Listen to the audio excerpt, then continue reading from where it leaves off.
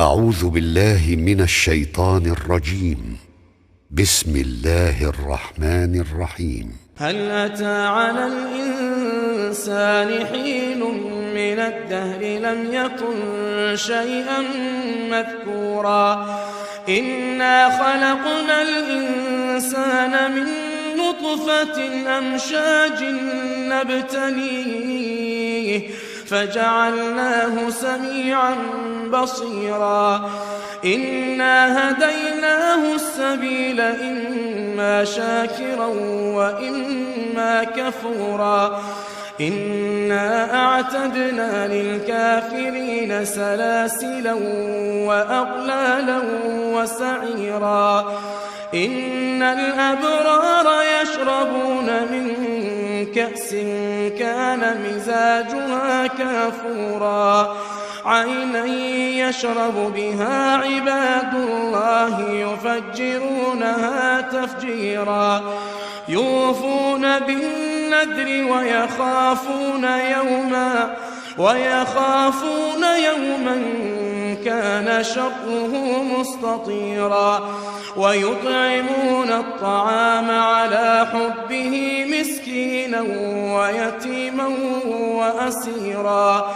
إنما نطعمكم لوجه الله لا نريد منكم جزاء ولا شكورا إنا نخاف من ربنا يوما عبوسا قمطريرا فوقاهم الله شر ذلك اليوم ولقاهم نضرة وسرورا وجزاهم بما صبروا جنة وحريرا متكئين فيها على الأرائك لا يرون فيها شمسا ولا زمهريرا ودانية عليهم ظلالها وذللت قطوفها تذليلا ويطاف عليهم بآنية من فضة وأكواب كانت قواريرا من فضة قدروها تقديرا ويسقون فيها كأسا كان مزاجها زنجبيلا عينا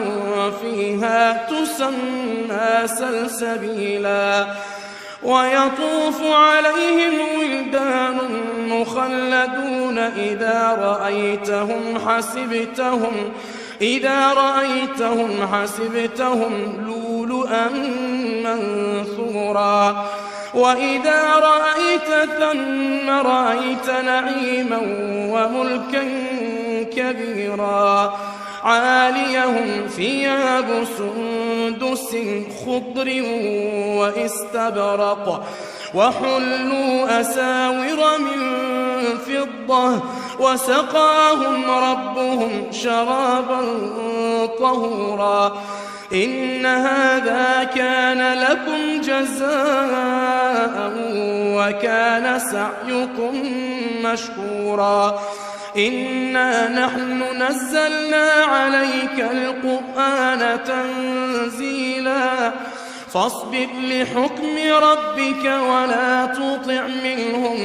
ولا تطع منهم آثما أو كفورا واذكر اسم ربك بكرة وأصيلا ومن الليل فاسجد له وسبحه ليلا